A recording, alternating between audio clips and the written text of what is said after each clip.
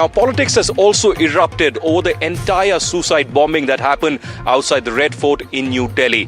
This politics is questioning the government on the entire suicide bombing theory and the terror attack. In fact, in a significant development, Karnataka's housing minister, B.S. Zamir Ahmed Khan, and Chief Minister's economic advisor, Basavaraj Rai Reddy, have publicly raised doubts about the timing and motive of these blasts. Why is there politics being played out on such a national emergency when a nation had to come together, when all political ideologies had to come together to stand united with the victims of the terror attack, to find out the perpetrators?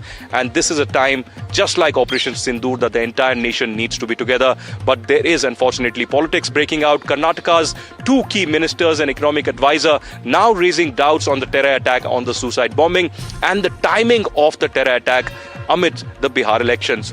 Why exactly is this happening? Of course, there are more political reactions coming on this, a slugfest between the BJP and the Congress party. Let's listen in to the reactions that we are picking up. ಅಂತಲೂ ಅದೇ ಬಂತು.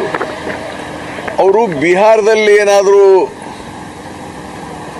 ಚುನಾವಣೆ ಮೊದಲೇ ಹಂತದಲ್ಲಿ ಗೆಲ್ಲಕ್ಕಾಗಲ್ಲ ಅಂತ ಹೇಳಿ ಎರಡನೇ ಹಂತದಲ್ಲಿ ಇದ್ರ ಬಗ್ಗೆ ಏನಾದರೂ ನಾನು ಇದ್ರ ಕೈವಾಡ ಇದೆ ಅಂತ ಹೇಳಕ್ಕೆ ಆಗಲ್ಲ. ನಾನು ಯಾಕೆ ಆಗಲ್ಲ ಅಂದರೆ ಐ ಡೋಂಟ್ ಹ್ಯಾವ್ ಪ್ರೂಫ್.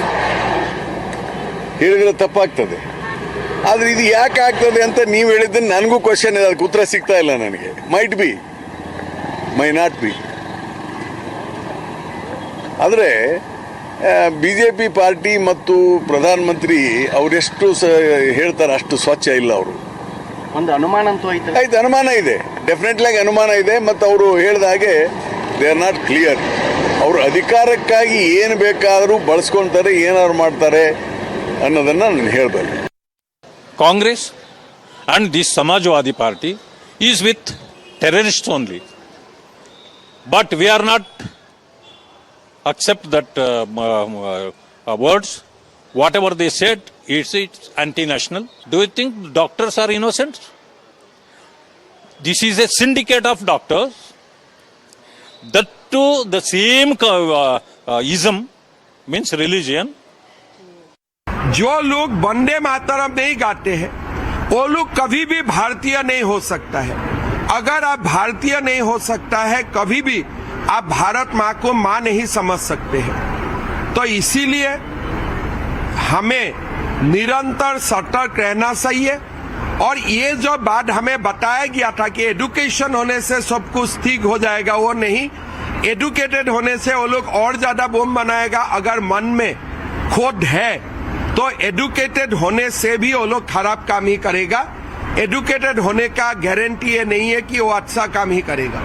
देश के प्रधानमंत्री जी का भाषण हम लोगों ने सुना जो भूटान में दिया, कि भारी मन से उन्होंने कहा कि इतनी बड़ी घटना देश में हो गई और उन्होंने आश्वासन दिया है कि जो भी दोषी हैं उनके खिलाफ कार्रवाई होगी. सरकार जो दोषी लोग हैं उनके खिलाफ कार्रवाई करेगी. लेकिन सवाल वही खड़ा हो जाता है कि इंटेलिजेंस फेलियर क्यों हो रहा है, ये घटना क्यों हो रही है. तो इंटेलिजेंस फेलियर किसकी जिम्मेदारी है? सरकार को सबसे पहले तो जो इंटेलिजेंस डिपार्टमेंट उसे खत्म कर देना चाहिए, उसके अधिकारियों सब पे कार्रवाई कर देनी चाहिए. कार ब्लास्ट जो होना था, हादसा जो हुआ है, नहीं होना चाहिए था.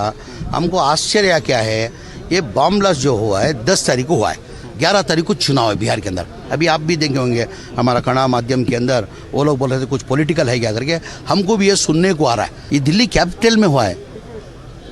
अमित शाह उसका जवाब देना चाहिए. Intelligence failure, IB failure,